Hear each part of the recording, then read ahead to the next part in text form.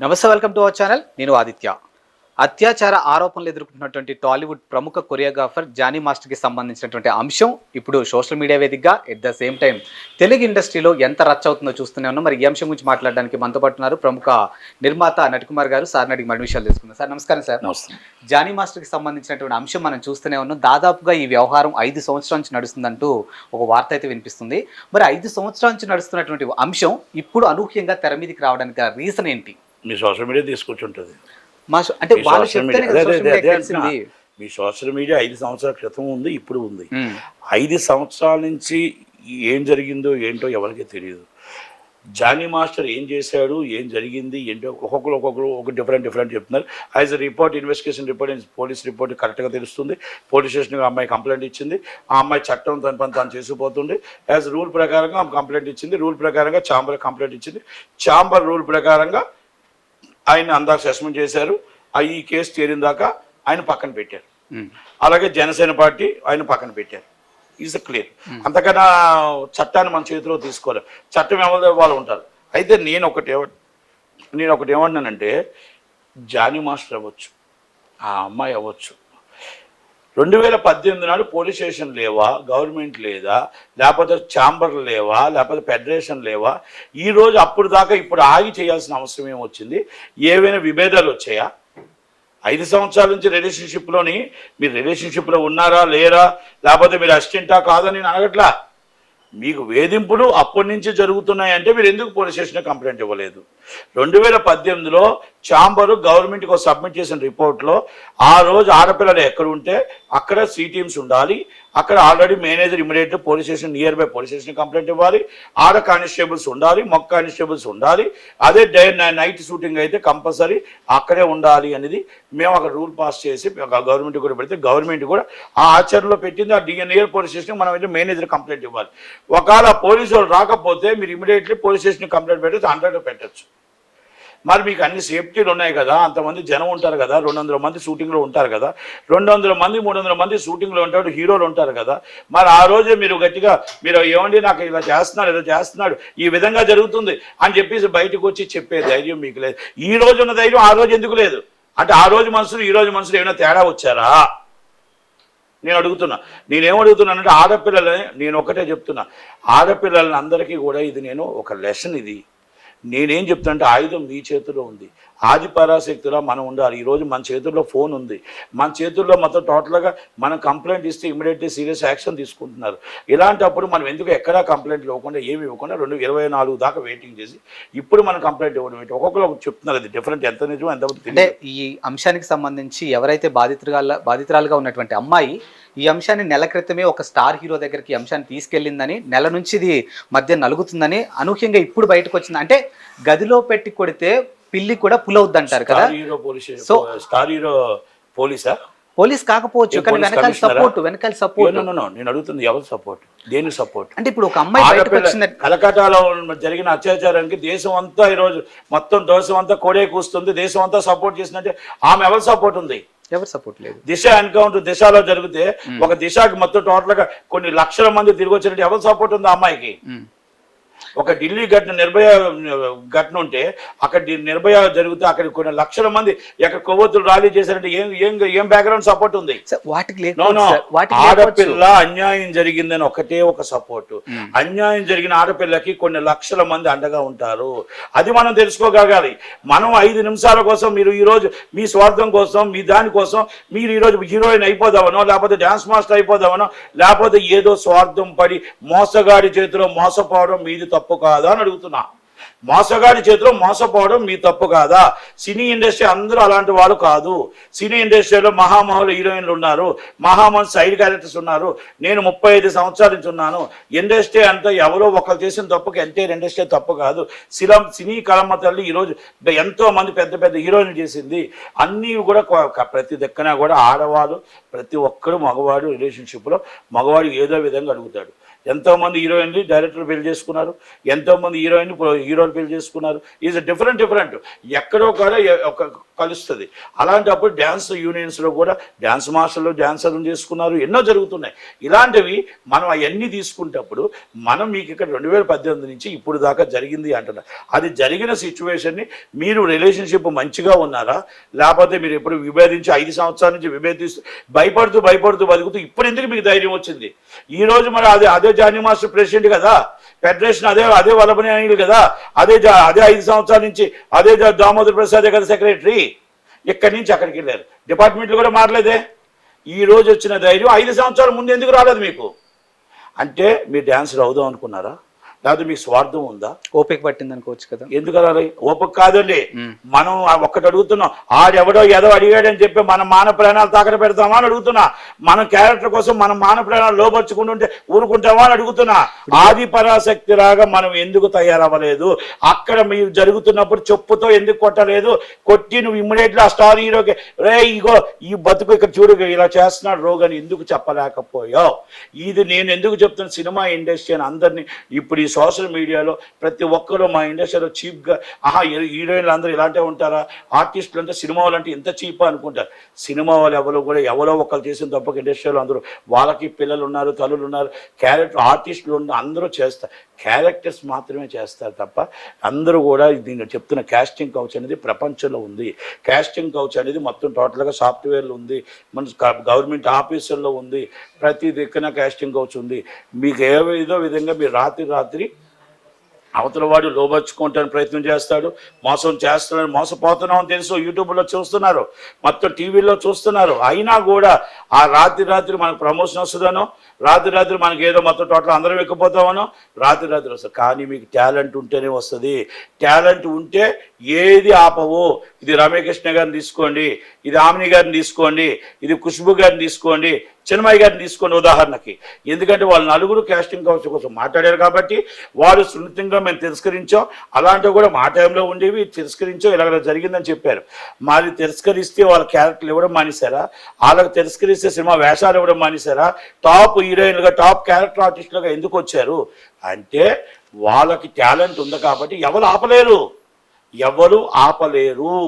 మన టాలెంట్ ఉంటే ఎవరు ఆపలేరు. అది మాత్రం దాన్ని ధైర్యంగా మనం చెప్పటానికి, మాట్లాడటానికి మనం ఏదో వస్తుందని చెప్పి మానవ ప్రాణాలు తాకట పెట్టడం కరెక్ట్ కాదు. మన మీద ఒంటరిగా ఉంచి అఘాయిత్యం చేసేటప్పుడు నువ్వు ఆది పరాశక్తి అవ్వు. ఆది పరాశక్తి నీ దగ్గర ఏ ఆయుధం ఉంటే ఆయుధంతో కొట్టు. నీ చేతిలో గచ్చింతలో నీ ప్రాణం మానం కాపాడుకోవడానికి ఏదైనా చెయ్యి. కానీ నీ చేతిలో మనం బెదిరిస్తున్నప్పుడు, వేధింపులు చేస్తున్నప్పుడు పక్కన మనుషులు ఉన్నారు, బయట మనుషులు ఉన్నారు, షూటింగ్లో మనుషులు ఉన్నారు, ఆ స్టార్ హీరో కూడా అప్పుడే ఉండి ఉంటాడు. ఇప్పుడు మీరు ఏదైతే నేనేమంటున్నా, మీరు బొంబాయిలో జరిగిందని కొంతమంది అంటున్నారు. జరిగినప్పుడు అక్కడ సిటీఎం ఉంటుంది, అక్కడ 100 ఉంటుంది, అక్కడ పోలీసులు ఉంటారు. మీకు అక్కడికి వచ్చి ఇప్పుడు 5 సంవత్సరాల తర్వాత ఇప్పుడు ఇవ్వడం ఏంటి? 5 సంవత్సరాల తర్వాత ఏం జరిగింది మీ ఇద్దరికి? నేను అడుగుతుంది ఇండస్ట్రీ జానీ మాస్టర్ వెనకేసి రావట్లేదు, ఈ అమ్మాయిని వెనకేసి రావట్లేదు. మీరు ఇండస్ట్రీ పరుగును తీస్తున్నారు, ఇండస్ట్రీని ఇబ్బంది పెడుతున్నారు.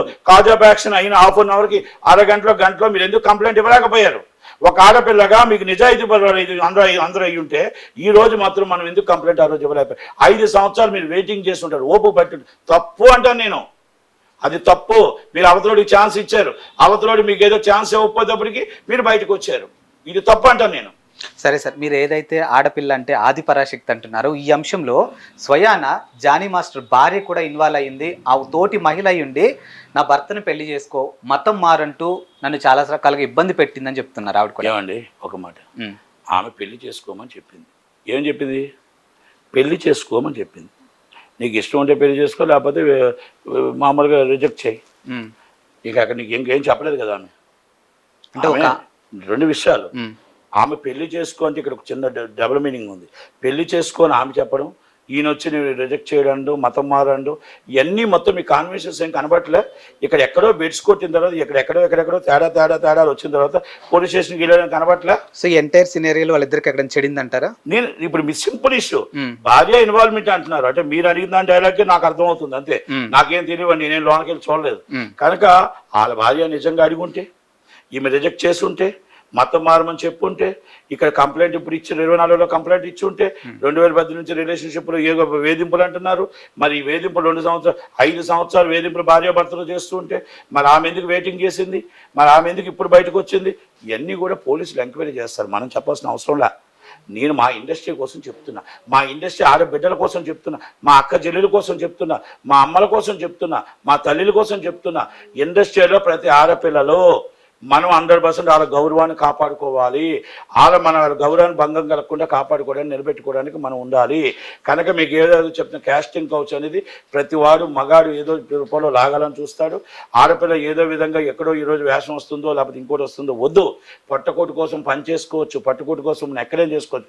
ఈరోజు ప్రపంచంలో 15,000 జీతానికి బట్టల షాప్లో పని చేసుకుంటున్నారు. వాళ్ళందరూ కూడా ఒక్కసారి ఆలోచించండి.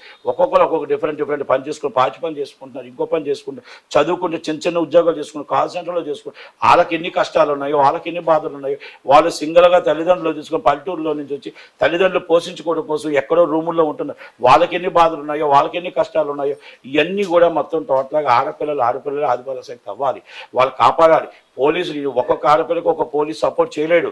కనుక టీమ్స్ మన చేతుల్లో అన్నీ ఉన్న ఆయుధాలు ఇచ్చారు, మన చేతుల్లో 100 కాల్కి ఇచ్చారు, మనకు జీపీఐ ఇచ్చారు, అన్నీ ఇచ్చారు, లొకేషన్స్ ఇచ్చారు, అన్నీ ఇచ్చారు.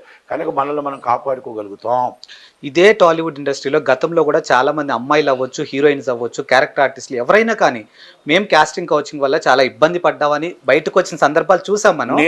ఒక్క నిమిషం సార్, కానీ అనూహ్యంగా ఇప్పుడు వచ్చినటువంటి ఈ అమ్మాయికి అల్లు అర్జున్ గారు సపోర్ట్ చేయడం వెనకాల రీజన్ ఏంటి?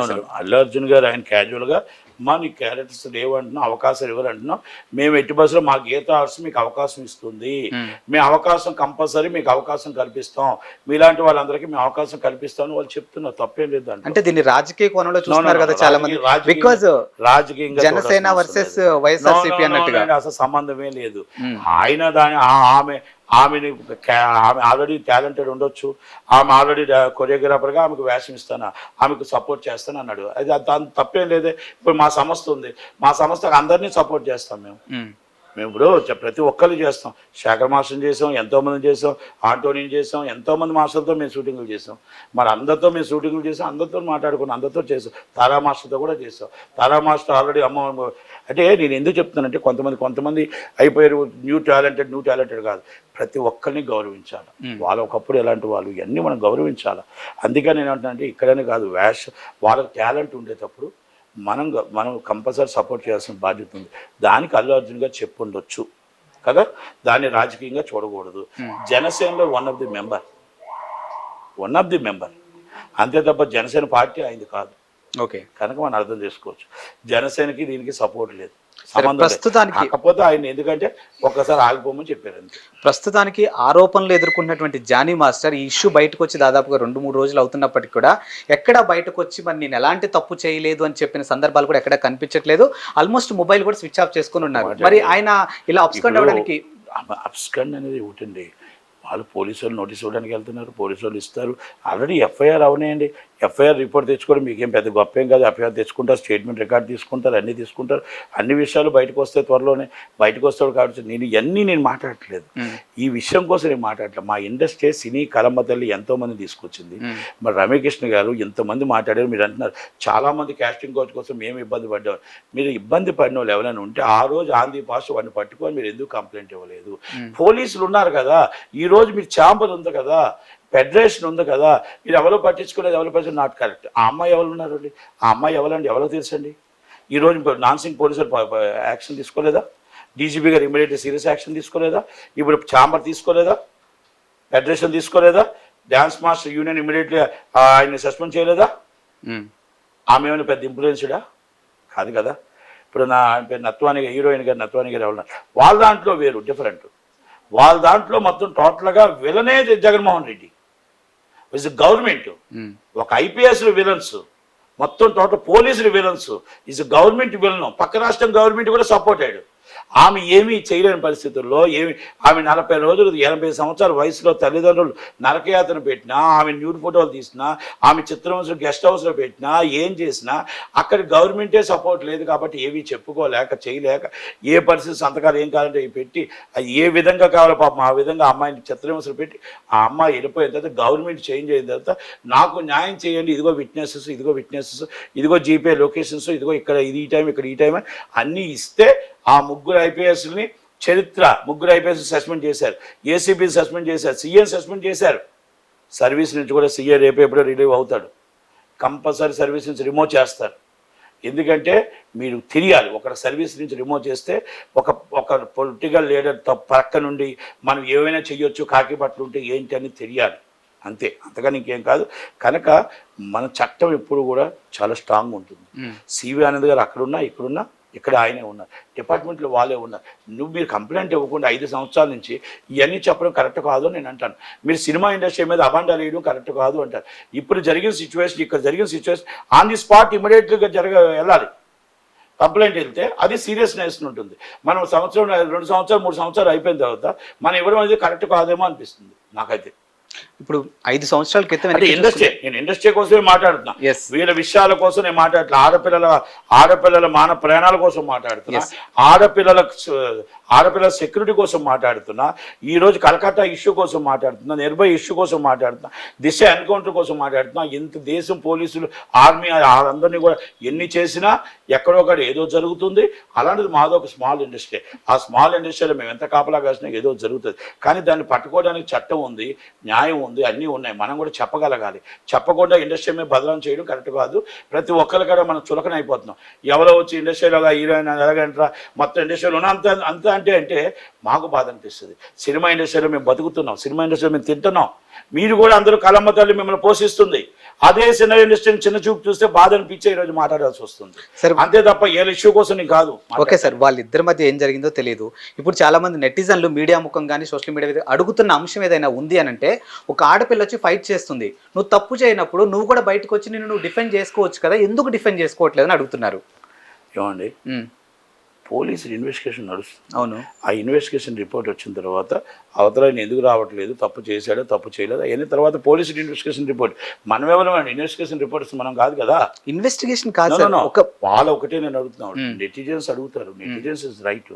మనం ఏమంటున్నాం అంటే అక్కడ ఏది ఉందో ఏమి తెలియకుండా మనం మాట్లాడడం కూడా కరెక్ట్ కాదు. ఇప్పుడు నేను పర్సనల్ గా నటికుమార్ గారి మీద కొన్ని ఆరోపణలు చేస్తే మీరు సైలెంట్ అయ్యారు కదా, వచ్చి మీడియా ముఖంగా మాట్లాడతారు కదా. ఒక్కొక్కరిది ఒక టైప్ ఉంటుంది.